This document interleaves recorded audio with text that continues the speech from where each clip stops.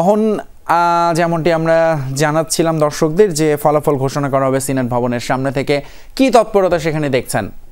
ডালপালা মেলছে। বিশেষ করে কিছুক্ষণ আগে যখন জানানো হয় সিনেট ভবনের সামনে থেকে ফলাফল ঘোষণা করা হবে, তারপরে সব শিক্ষার্থী বিশেষ করে ভোটার কিংবা প্রার্থী তারা কিন্তু সবাই অধিকাংশ বের হয়ে যাওয়ার চেষ্টা করেন। তারপর আমরা কিছুক্ষণ আগে আবারও দেখলাম যে সেই সব শিক্ষার্থী আবারও ভিতরে ঢুকেছেন। আমি যদি সেই দৃশ্য দেখাতে চাই, অর্থাৎ এখন থেকে ঘণ্টাখানেক আগে যে পরিস্থিতি ছিল একেবারে কানায় কানায় পূর্ণ, সেটি আবারও ঘটছে। যদিও অনেক শিক্ষার্থী এখনও বাইরে অবস্থান করছেন এবং একটা দোদল্যমনতার মধ্য দিয়েই সময় পার হচ্ছে, কখন হবে এবং সেটি কোথায় হবে।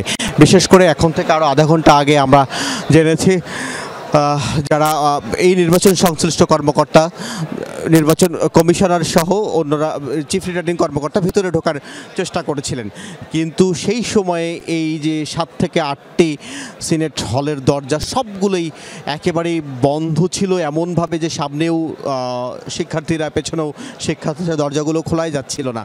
যে কারণে সিদ্ধান্ত হয় এটি সিনেট ভবনের সামনের যে ফাঁকা অংশ সেখানে নেয়ার। তারপরেও শিক্ষার্থীরা কিন্তু এখনও ভেতরে অপেক্ষা করছেন।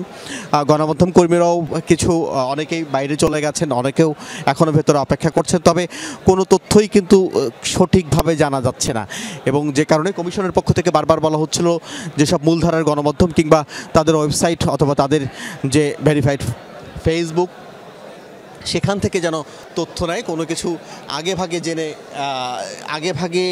কোনো কিছু অনুমান করে যেন কেউ বিচ্ছিন্ন কোনো কর্মকাণ্ড না করে। বিশেষ করে উত্তপ্ত ঢাকা বিশ্ববিদ্যালয় এবং যে 8টি পয়েন্ট রয়েছে ঢাকা বিশ্ববিদ্যালয়ে ঢোকার, সেগুলোরও আমরা খবর শুনছিলাম। এখানে আশেপাশে যারা ছিলেন তারাও বলছিলেন সেই বিষয়টি যেন না ঘটে, অর্থাৎ শিক্ষার্থীরা যেন মুখোমুখি না হয়ে পড়েন, এমন প্রত্যাশায় সবার। শেষ পর্যন্ত সেটি কতটা ঠিকঠাক থাকে সেটি এখন দেখার বিষয়। তুমি আলামিন অহন যোগ দিয়েছিলেন সিনেট থেকে ঢাকা বিশ্ববিদ্যালয়ের, অসংখ্য ধন্যবাদ আপনাকে। আমরা এবারে একটু যেতে চাই এম এ আজিজের কাছে। তিনি আছেন ঢাকা বিশ্ববিদ্যালয়ের একেবারেই গুরুত্বপূর্ণ যেটি প্রবেশ মুখ শাহবাগের এলাকায়, সেখানে আছেন তিনি আজিজ। কেমন পরিস্থিতি দেখছেন? আপনি আগের ঘন্টায় জানিয়েছিলেন সেটা থেকে কোনো পরিবর্তন দেখেছেন কিনা? জনতার ভিড় কি বাড়ছে সেখানে? আইন শৃঙ্খলার পরিস্থিতি, সার্বিক বিষয়ে আমাদের জানাবেন।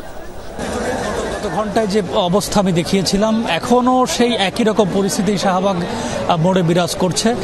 বিশেষ করে বিশ্ববিদ্যালয়ে ঢোকার যে ফটক, সেখানের সেই সড়কেই মূলত বিএনপি এবং জামাত ইসলামী নেতাকর্মীরা এখানে অবস্থান নিয়েছেন। তারা এখানে তাদের যে সহযোগী ছাত্র সংগঠন, সেখানে যারা প্রার্থী হয়েছেন ডাকসু নির্বাচনে, তাদের পক্ষেই মূলত এখানে অবস্থান নিয়েছেন এবং এখানে নানা ধরনের স্লোগান দিচ্ছেন তাদের পক্ষে। এখানে আমরা মূলত যে জিনিসটা দেখতে পেয়েছি, রাস্তার দুই পাশে দুইটি দলের সমর্থকরা অবস্থান করলেও কোনো ধরনের সংঘাত, সহিংসতার মতো ঘটনা এখানে আমরা এখনো দেখতে পাইনি। তবে উত্তপ্ত পরিস্থিতি এখানে বিরাজ করছে। মাঝে মধ্যেই তারা নানান ধরনের স্লোগান দিচ্ছেন তাদের দলের পক্ষে, তাদের প্রার্থীদের পক্ষে।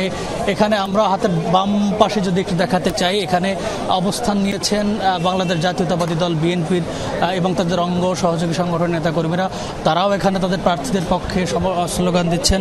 তবে এখানে আইন শৃঙ্খলা বাহিনীর যারা সদস্য আছেন এবং যারা কর্মকর্তা আছেন, তাদের সঙ্গে আমি কথা বলেছি। তারা আমাদেরকে জানিয়েছেন যে কোনো ধরনের সংঘাতময় পরিস্থিতি সৃষ্টির কোনো সুযোগ নেই এবং তাদেরকে এখানে যারা অবস্থান করছে তাদেরকে বারবার এখান থেকে সরে যাওয়ার জন্য তারা নির্দেশনা দিয়েছেন। তারপরে এখানে তারা অবস্থান করছেন। এই অবস্থায় প্রশাসনের পক্ষ থেকে বলা হয়েছে যে কোনো ধরনের অপ্রীতিকর ঘটনা ঘটলে সেটি কঠোর হস্তে দমন করবে।